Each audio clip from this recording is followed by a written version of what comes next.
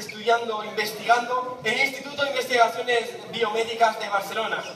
Ella nos va a hablar de algo que va más allá de la genética. Así que un grandísimo aplauso, por favor, para Elena González.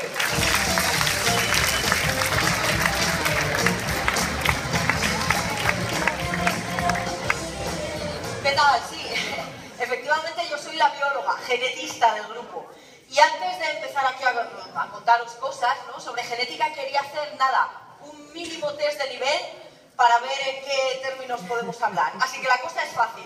Yo digo una frase y vosotros la completáis, ¿vale? ¿Qué pasa, chavales? ¿Todo bien? ¿Todo correcto? Vale, de sobra. Creo que no va a haber ningún problema hoy aquí.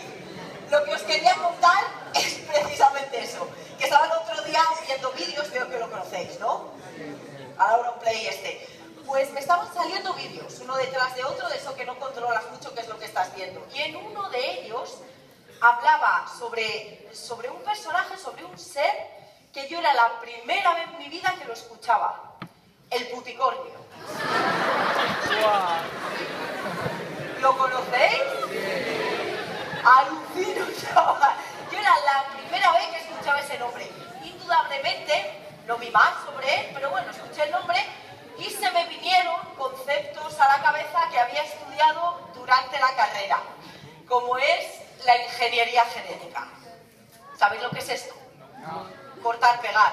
Un control C, control V, es fácil. Tú tienes el ADN de distintos organismos y lo que haces es elegir y cortar esos genes que a ti te interesan. Cortas el gen, lo pones en una molécula nueva de ADN y al final lo que tienes es un ADN de un organismo nuevo con los genes, con las características que a ti te interesan.